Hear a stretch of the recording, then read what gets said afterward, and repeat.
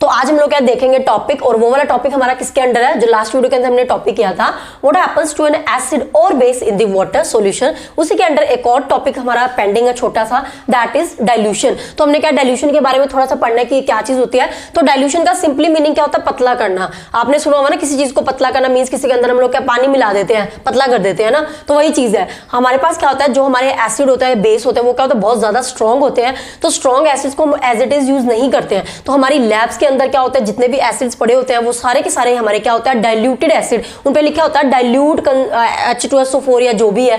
तो डाइल्यूशन का मतलब क्या है, डाइल्यूशन बच्चों क्या है, वो वाला प्रोसेस है कि हमने क्या करना है, पानी को सिंपली मिक्स कर देना किसके अंदर, एसिड के अंदर या फिर बेस के अंदर।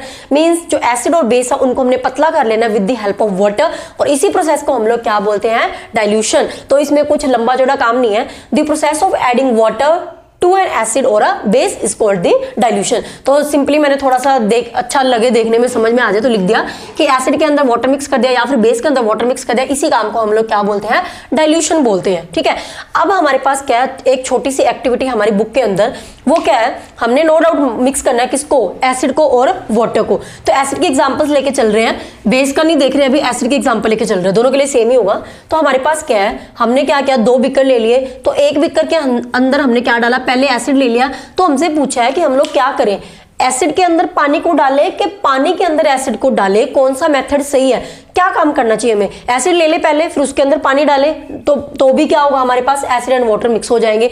या फिर पहले बीकर के अंदर वाटर ले ले और उसके अंदर ड्रॉप करके एसिड डाले, तब भी तो क्या, दोनों चीजें मिक्स ही होंगी ना। तो दोनों में से कौन सा काम हमने करना है, ये चीज देखते हैं। तो हमने क्या करना है, एसिड के अंदर वाटर को नहीं डालना, हमने क्या करना है, ये वाला काम करना है, ये वाला काम नहीं करना है। तो क्यों नहीं करना है, क्यों हमने क्या है, वाटर के अंदर एसिड को ऐड करना है, एसिड के अंदर वाटर को ऐड नहीं करना है। ऐसा इसीलिए क्योंकि देखो, अगर हम लोग क्या बीकर में एसिड ले रहे हैं, इतनी क्वांटिटी में मान लो हमने एसिड लिया, तो खतरनाक कौन है, एसिड है ना। वाटर तो वैसे बेचारा न्यूट्रल है, उसका तो क्या ही है, उसका तो कोई हमें खतरा है ही नहीं।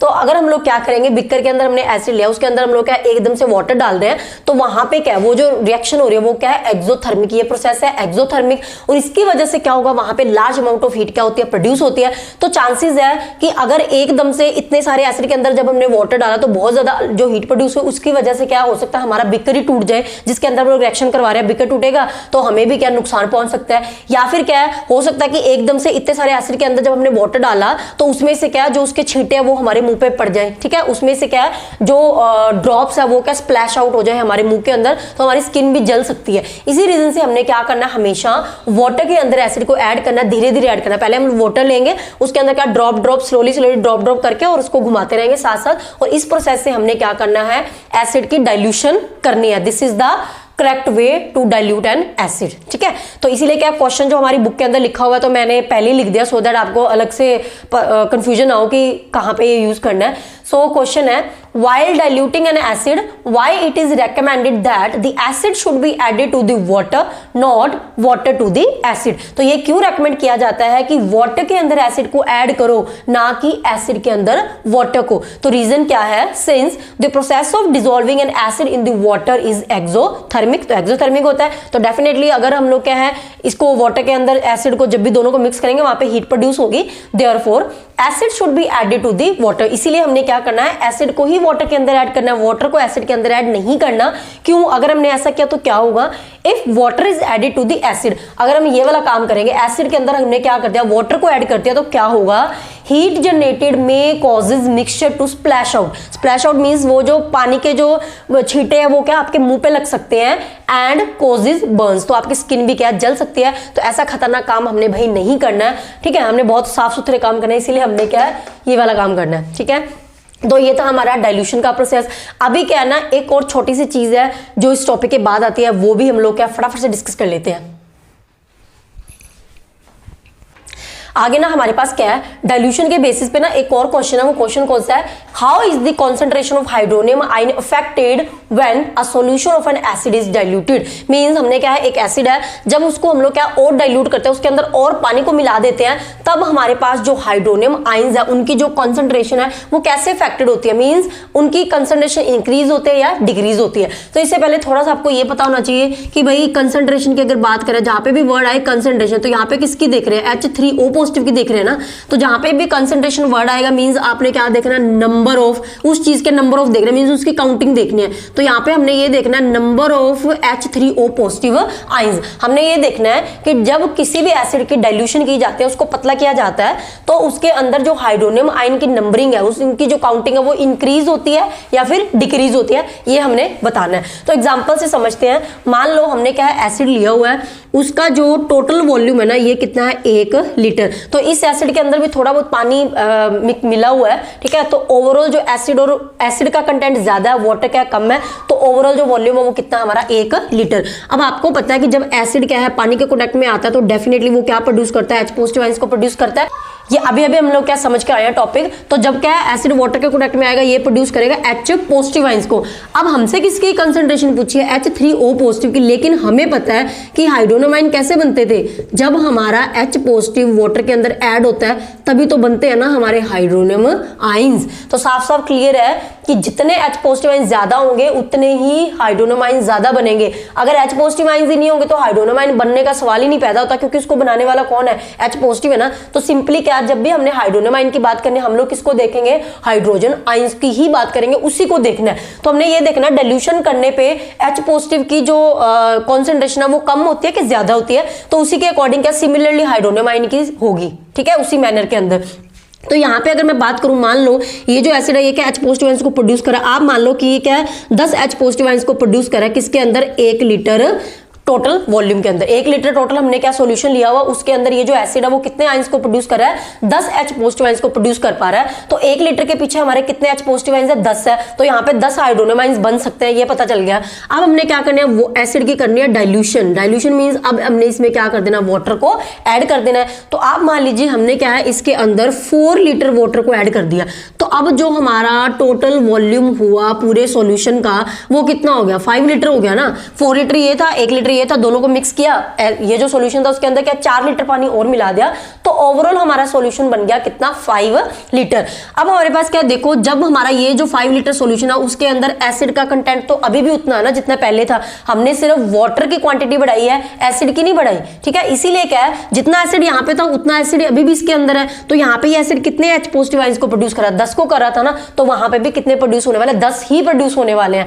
Total volume no doubt increase हो गया ओवरऑल वॉल्यूम, लेकिन H पॉजिटिव आयंस की नंबरिंग अभी भी उतनी है। क्यों, क्योंकि एसिड का अमाउंट नहीं बढ़ाया हमने ऐड किया वाटर, एसिड नहीं ऐड किया। तो इसीलिए क्या है, अब 10 H पॉजिटिव आयंस प्रोड्यूस हो रहे हैं कितने के अंदर, 5 लीटर वाटर के अंदर। तो अगर हम लोग क्या 1 लीटर के पीछे देखें यहाँ पे, तो आप इसको क्या सॉल्व कर सकते हो, 2 पे कैंसिल आउट हो जाएगा, तो कितना बनेगा, 2 H पॉजिटिव आयंस पर लीटर। तो आप साफ साफ देख रहे हो यहाँ पे 1 लीटर के पीछे कितने H पॉजिटिव आयंस प्रोड्यूस हो रहे थे, 10। यहाँ पे 1 लीटर के पीछे कितने H पॉजिटिव आयंस प्रोड्यूस हो रहे हैं, सिर्फ 2। तो यहाँ पे क्या है, number of H positive ions decrease हो गए ना, तो नंबर ऑफ हाइड्रोनियम आयंस भी क्या डिक्रीज होंगे ही होंगे, क्योंकि जितने H पॉजिटिव आयंस होता है उसी के अकॉर्डिंग हाइड्रोनियम आयन हमारे बनते हैं, ठीक है। तो इसीलिए क्या हमने देखा कि जब क्या डाइल्यूशन करते हैं तो जो हमारी कॉन्सेंट्रेशन है H3O पॉजिटिव आयंस की वो बच्चों क्या हो जाती है, डिक्रीज हो जाती है ऑन डाइल्यूशन। तो जब सॉल्यूशन के अंदर किसी एसिड के अंदर वाटर मिलाया जाता है तो वाटर मिलाने पे हाइड्रोनियम आयंस की जो कॉन्सेंट्रेशन है वो क्या डिक्रीज हो जाती है। और इसी तरीके से क्या है, ये जो टॉपिक हमारा है, मैं भूल गई क्या कहना था, ठीक है। तो अब हम लोग क्या करते हैं, इसका आंसर देख लेते हैं कि इजी वे में इसका आंसर कैसे लिख सकते हैं।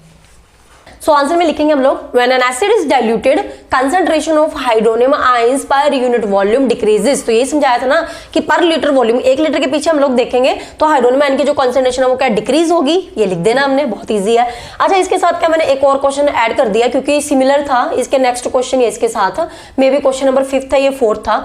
तो how is the concentration of hydroxide ions affected. अब हमें पूछा हाइड्रोक्साइड आयंस की जो कंसंट्रेशन है वो कैसे अफेक्ट होगी, कब, when excess base is dissolved in a solution of sodium hydroxide. तो हमारे पास क्या है दिया हुआ है कि एक बीकर है हमारे पास, उसमें हमने क्या है NaOH का सॉल्यूशन लिया हुआ था, सोडियम हाइड्रोक्साइड NaOH। तो इसका जो सॉल्यूशन था वो लिया हुआ था। तो वो कह रहे हैं कि जब इसके अंदर हम लोग क्या है और क्या ऐड कर देंगे, बेस को ऐड कर देंगे, तब हमने बताना है कि इसकी जो OH negative ions, hydroxide ions की जो कंसंट्रेशन है वो क्या होगी, इंक्रीज होगी या फिर डिक्रीज होगी, उसको देखना है। तो यहाँ पे क्या है, देखो बहुत सिंपल सा फंडा है। पिछले केस में हमने क्या किया था, वाटर ऐड किया था ना। आपने सिर्फ इतना ध्यान रखना है कि यहाँ पे हाइड्रोक्साइड आयंस की बात हो रही है। तो हाइड्रोक्साइड आयंस हमें कब पता कौन प्रोड्यूस करता है, बेस ही तो प्रोड्यूस करता है ना। तो बेस अगर होगा तो ही तो वो क्या प्रोड्यूस करेगा, OH नेगेटिव आयंस को प्रोड्यूस करेगा। तो पहले हमारे पास था NaOH वाटर के अंदर मिला हुआ था, तो ये ब्रेक हो रहा था N पोस्ट में OH नेगेटिव, इसलिए ये बेस क्या प्रोड्यूस कर रहा था, हाइड्रोक्साइड आयंस को प्रोड्यूस कर रहा था। तो मान लो इसने क्या है, जितने के अंदर मान लो पहले 5 हाइड्रोक्साइड आयंस प्रोड्यूस हो रहे थे, अब हमने क्या किया, वाटर ऐड नहीं किया, अब हमने यहाँ पे क्या किया, ऐड किया है, बेस को ऐड कर दिया। तो जितना ज्यादा बेस और मिलाएंगे, बेस कुछ भी हो सकता है NaOH और ऐड किया हो, तो अगर जितना ज्यादा बेस मिलाएंगे तो वो क्या होगा, ज्यादा OH नेगेटिव आयंस को प्रोड्यूस करेगा ना। तो दैट मींस क्या है, हाइड्रोक्साइड आयंस की जो कंसंट्रेशन है वो यहाँ पे क्या होगी, इंक्रीज होगी, डिक्रीज नहीं होगी। अगर यहाँ पे वाटर ऐड करेंगे तो OH नेगेटिव आयंस की कंसंट्रेशन डिक्रीज होगी, लेकिन हम लोग यहाँ पे क्या ऐड कर रहे हैं, बेस को ऐड कर रहे हैं। और बेस क्या, बेस ही तो प्रोड्यूस करता है OH नेगेटिव आयंस को। तो अगर ज्यादा बेस मिलाएंगे तो ज्यादा OH नेगेटिव आयंस को वो प्रोड्यूस करेगा। दैट मींस इनकी जो नंबरिंग है वो बढ़ जाएगी, दैट मींस इसकी काउंटिंग बढ़ जाएगी। तो वही हमने लिखना है कि concentration of OH negative ions means hydroxide ions will increase when excess of base is dissolved in a solution of sodium hydroxide. बहुत इजी से क्वेश्चन है, बस आपको थोड़ा सिंपल सा फंडा क्लियर होना चाहिए। आपको इतना पता है कि एसिड H पॉजिटिव प्रोड्यूस करेगा, बेस OH नेगेटिव प्रोड्यूस करेगा। तो जितना एसिड ज्यादा होगा उतना ही H पॉजिटिव आयंस प्रोड्यूस होंगे, जितना बेस ज्यादा होगा उतना ही OH नेगेटिव आयंस प्रोड्यूस होंगे। सिंपल। तो ये था हमारा टॉपिक। सो आई होप कि आपको ये दोनों क्वेश्चन अच्छे से समझ में आ गए। तो मिलते हैं नेक्स्ट वीडियो के अंदर। Till then take care, bye bye.